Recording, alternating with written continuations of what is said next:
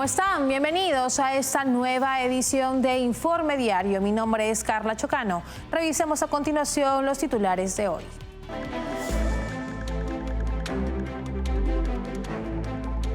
El Senado español ha pospuesto el debate sobre una controvertida reforma que podría reducir las penas de 44 presos del grupo terrorista ETA. Cristina Fernández de Kirchner, expresidenta de Izquierda Radical de Argentina, anunció su intención de liderar el peronismo y presidirá el Partido Justicialista tras la renuncia de Alberto Fernández. A un año del ataque de Hamás contra Israel el 7 de octubre del 2023, el grupo terrorista enfrenta creciente disidencia interna en Gaza. Un ciberataque vinculado al gobierno chino ha comprometido los sistemas de varias empresas de telecomunicaciones en Estados Unidos, según un informe del Wall Street Journal.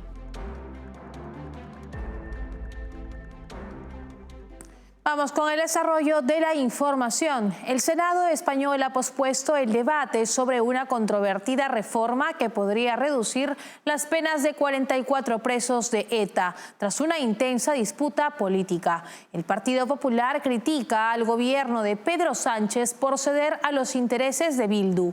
Aunque el PP logró retrasar la votación, el partido seguirá buscando medios para frenar la aprobación de la ley, cuya votación está prevista antes del 14 de octubre. El Senado español ha pospuesto el debate sobre la reforma de ley que podría beneficiar a 44 presos de ETA tras una intensa discusión. El aplazamiento ocurrió después de que el Partido Popular presentara una solicitud para retirar las enmiendas propuestas por Sumar, que rebajarían las penas de los etarras, permitiendo incluso la excarcelación de 7 de ellos. Sin embargo, esta solicitud fue rechazada por el PSOE y sus aliados, lo que ha generado un clima de tensión en el que el PP acusa al gobierno de Pedro Sánchez de ceder ante los intereses de Bildu, partido vinculado a los herederos de ETA.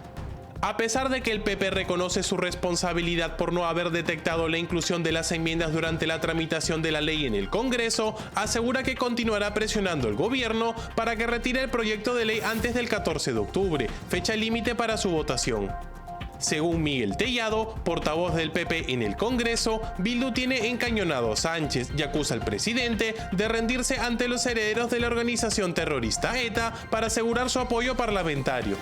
Aunque el PP ha logrado retrasar temporalmente la votación, la mayoría parlamentaria del gobierno dificulta que se logren cambios significativos en la reforma por la vía parlamentaria, aunque el partido de Alberto Núñez Feijóo ha asegurado que seguirá buscando otras vías políticas y jurídicas para intentar frenar la aprobación de la ley. Y ante ello, el líder del Partido Popular, Alberto Núñez Feijóo, afirmó que el gobierno aún está a tiempo de evitar la rebaja de penas a 44 presos del grupo terrorista ETA. Feijóo criticó duramente la gestión del Ejecutivo, señalando que es malo que el gobierno cuele de forma maliciosa la transposición de una directiva europea en el proyecto de ley sobre el intercambio de antecedentes penales que permitiría la excarcelación anticipada de los condenados. Escuchemos. Es grave que el gobierno cuele esta indignidad aprovechando de forma maliciosa la transposición de una directiva europea. Es absolutamente lamentable. Es obvio que ningún sentido del voto del Partido Popular habría cambiado la realidad que tenemos hoy, porque el gobierno tiene apoyos suficientes en la Cámara, en el Congreso, para aprobar esta o cualquier otra ley. Pero lo que es evidente es que hemos cometido un error y los errores necesitan una rectificación. También quiero decirles, para finalizar, hay un abismo moral entre un error en una tramitación parlamentaria y la voluntad deliberada de sacar de la cárcel los presos condenados por asesinatos pertenecientes a ETA para mantener al señor Sánchez en el gobierno. En consecuencia, busquemos soluciones. La solución es retirar esa enmienda y se acabó el problema. Si el Partido Socialista mantiene esta indignidad, será el único responsable ante la historia. asegurar que nosotros no vamos a olvidarlo. Creo que se equivocan profundamente. No todo vale. Y, en consecuencia, el único responsable de este atropello indigno a la memoria de las víctimas es un presidente del Gobierno, un grupo parlamentario y sus socios.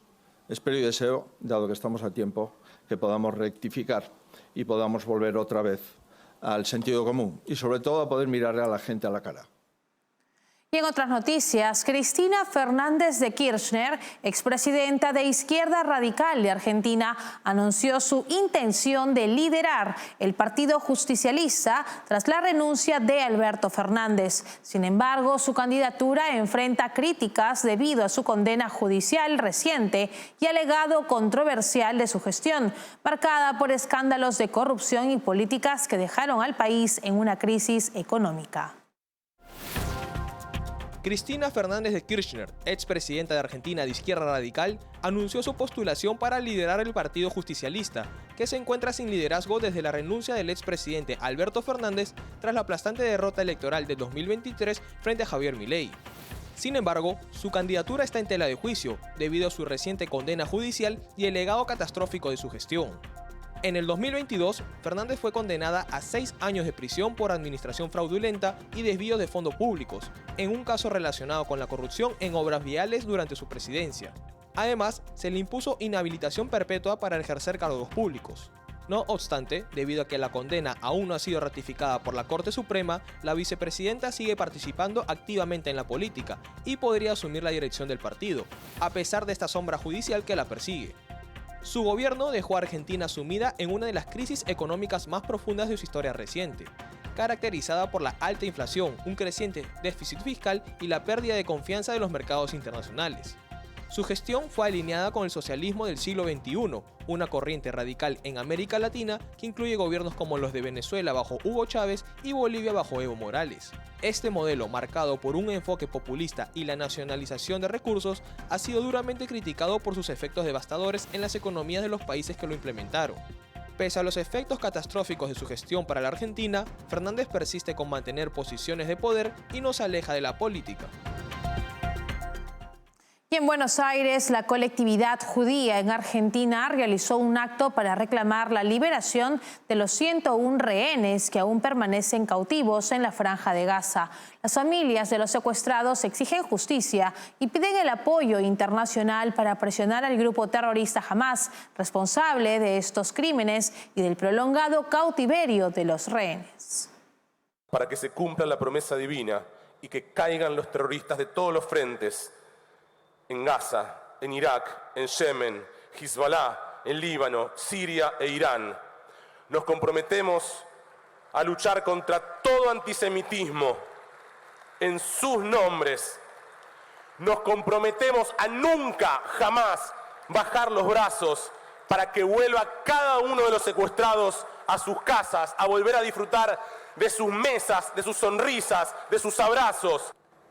En esta fecha no podemos olvidar la importancia de reflexionar sobre aquellos que son promotores de la cultura del odio, la que santifica la muerte por sobre la vida, de los regímenes que sacrifican a sus pueblos, Hamás, Hezbollah e Irán, quienes agreden a nuestros valores más preciados, de los todos que participamos, que están hoy presentes y los que nos miran desde lejos.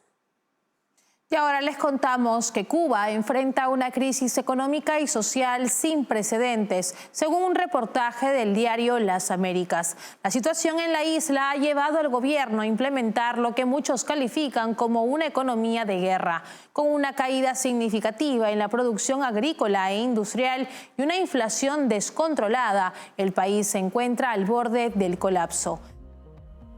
De la infraestructura azucarera hasta la dependencia casi total de las remesas enviadas por cubanos en el extranjero, la economía del país ha colapsado en casi todos los sectores. La crisis es tan grave que, según el diario Las Américas, la población actual sobrevive con raciones limitadas y condiciones deplorables. La escasez de alimentos, medicinas y productos básicos es palpable y la desesperanza se ha convertido en una constante entre los cubanos. La dictadura cubana ha tratado de sofocar el malestar popular con medidas represivas, mientras que la economía sigue paralizada. La falta de reformas económicas y la aplicación de una política basada en la ideología más que en las necesidades del pueblo han exacerbado el problema. De acuerdo con la nota, sin cambios urgentes, Cuba corre el riesgo de despoblarse rápidamente y el país podría convertirse en un gigantesco asilo de ancianos sin la fuerza laboral necesaria para sostener su futuro. Con esta información nos vamos a la primera pausa del programa. Regresamos con más en Informe Diario.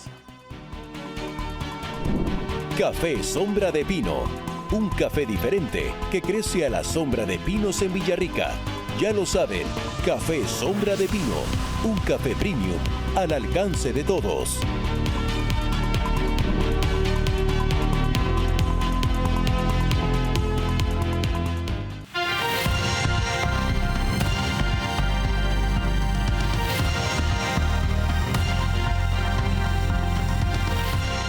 Estamos de regreso en Informe Diario. A un año del ataque de Hamás contra Israel el 7 de octubre del 2023, el grupo terrorista enfrenta creciente disidencia interna en Gaza. La devastación causada por la guerra ha debilitado el apoyo a su causa. Según la agencia de noticias Reuters, las voces críticas aumentan dentro del territorio, con muchos residentes cuestionando si el alto costo en vidas y destrucción ha valido la pena. A un año del ataque de Hamás del 7 de octubre del 2023 contra Israel, el grupo terrorista enfrenta una creciente disidencia interna en Gaza, donde la devastación provocada por la guerra ha debilitado el apoyo a su causa. Según un informe reciente de la agencia de noticias Reuters, las voces críticas dentro de Gaza están aumentando, con muchos residentes cuestionando si el precio que han pagado por el ataque ha sido demasiado alto. La ofensiva israelí ha sido efectiva contra el grupo terrorista, que se ocultaba en túneles en zonas civiles y bajo edificios como hospitales o escuelas. Tras los resultados del ataque, el desplazamiento de civiles ha exacerbado las críticas hacia Hamás. Un sondeo citado por Reuters, publicado por el Centro Palestino de Investigación de Políticas y Encuestas, en septiembre mostró que el 57% de los gazatíes ahora considera que la decisión de Hamás de lanzar el ataque fue incorrecta. Este descontento contrasta con el fuerte apoyo que la organización terrorista disfrutaba en junio, donde el respaldo al ataque era mucho mayor. Hamás, que gobierna Gaza desde el 2017, ha sido acusado de sofocar la disidencia con medidas violentas, pero las manifestaciones públicas de descontento se han vuelto más frecuentes. Incluso exmiembros del grupo terrorista como Ahmed Youssef Saleh han criticado abiertamente al grupo en redes sociales, reflejando una creciente oposición interna. El editor en jefe del periódico egipcio Al-Aran Ashraf Awel-Hul, citado por Reuters, señala que el apoyo a Hamás podría disminuir aún más.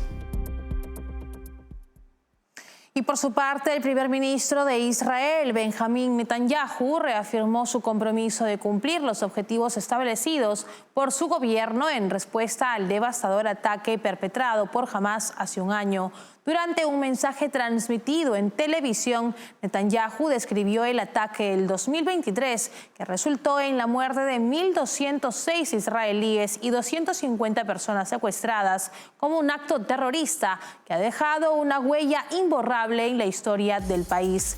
Netanyahu enfatizó que su gobierno no cesará en su esfuerzo por derrocar a Hamás en Gaza y traer de regreso a todos los rehenes, tanto vivos como fallecidos. La promesa de una misión sagrada resuena profundamente en la psique israelí, donde el recuerdo del ataque continúa siendo un doloroso recordatorio de la vulnerabilidad ante la violencia terrorista. A pesar de la tristeza y el sufrimiento causados por el ataque, Netanyahu subrayó que Israel no fue derrotado. El primer ministro también delineó otros dos objetivos cruciales: eliminar cualquier futura amenaza proveniente de Gaza y garantizar la seguridad de los ciudadanos israelíes al regresar a sus hogares. Este lunes, coincidiendo con el primer aniversario de los ataques de Hamás, las alarmas sonaron a las 06:31 hora local en algunas comunidades fronterizas con la Franja de Gaza, donde Israel detectó la llegada de 4 cohetes, lo que evidencia evidencia la continua agresión por parte de los grupos terroristas respaldados por Irán contra el país hebreo. Y según informó The Wall Street Journal, un ciberataque vinculado al gobierno chino ha comprometido los sistemas de varias empresas de telecomunicaciones en Estados Unidos, incluyendo AT&T, Verizon y Lumen Technologies. Los hackers, identificados como el grupo Salt Typhoon, lograron acceder a infraestructuras que procesan solicitudes legales de escuchas telefónicas autorizadas por el gobierno de Estados Unidos, lo que representa un serio riesgo para la seguridad nacional. El ataque, que se descubrió recientemente, podría haber estado en marcha durante meses o más, permitiendo a los atacantes acceder a datos sensibles de investigaciones criminales y de seguridad nacional. Además, los hackers habrían obtenido acceso a grandes cantidades de tráfico genérico de Internet, lo que amplía aún más el alcance de la intrusión.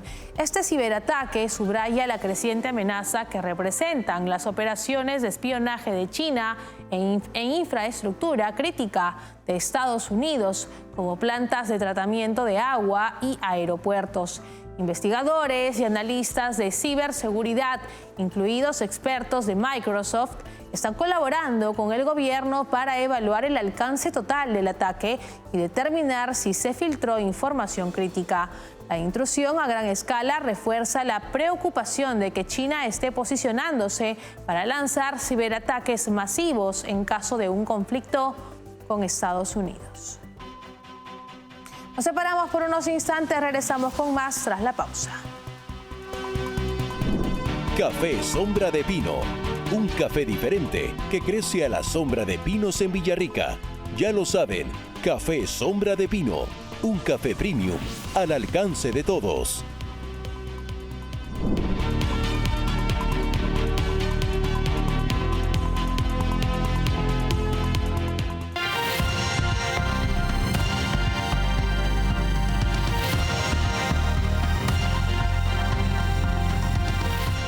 Continuamos en esta edición de Informe Diario. Daniel Lacalle, economista español, expresó su preocupación sobre la dirección económica de Estados Unidos bajo la administración de Joe Biden y Kamala Harris, advirtiendo sobre la posibilidad de una grave recesión y una significativa destrucción monetaria. A pesar de un ambicioso estímulo fiscal de más de $2 billones para el 2024, Lacalle señala que los resultados han sido mixtos, con un aumento en el desempleo y una inflación persistente que refleja desafíos en las políticas económicas actuales. Escuchemos. El economista español Daniel Lacalle, jefe de Tresis, advierte sobre una grave recesión y una destrucción monetaria sin precedentes que afectará a las principales economías globales, en particular Estados Unidos. En un análisis reciente, Lacalle señaló que la desaceleración económica en Estados Unidos es evidente, citando indicadores clave como la caída en la confianza del consumidor y los PMIs manufactureros y de servicios, lo que refleja una debilidad considerable en el mercado laboral. Lacalle advirtió que el gobierno de Joe Biden y Kamala Harris está intentando mitigar los efectos de esta recesión con un gigantesco estímulo fiscal que supera los $2 billones en déficit solo en el 2024. Sin embargo, el economista destaca que las medidas no están logrando su objetivo, ya que el desempleo en Estados Unidos ha alcanzado su nivel más alto en 3 años, a pesar del incremento en el empleo público. Uno de los puntos centrales de su análisis es la persistente inflación que, según Lacalle, no es culpa de las materias primas, sino de las políticas monetarias expansivas de los gobiernos. A pesar de que los precios de las materias primas han caído, la inflación sigue siendo elevada, lo que refleja el impacto de la destrucción monetaria por la constante impresión de dinero. Lacalle prevé que, en los próximos meses, los bancos centrales recurrirán a nuevas inyecciones monetarias para tratar de mantener el sistema, lo que provocará una mayor pérdida de poder adquisitivo de las monedas y más desequilibrios fiscales. Ante este escenario, el experto recomienda invertir en activos seguros, como el oro, para protegerse de la volatilidad y la inflación. Hasta aquí llegamos con la información. Para más novedades pueden escanear el código QR que aparece ahora en sus pantallas. Estamos en www.grupotvl.com. Nos pueden seguir en Twitch como TVLESP. Nos escuchan en Spotify como TVL en español. Y recuerden suscribirse a nuestro canal de YouTube como TVL en español, donde podrán ver y seguir nuestra señal en vivo. Hasta una nueva edición. Nos vemos.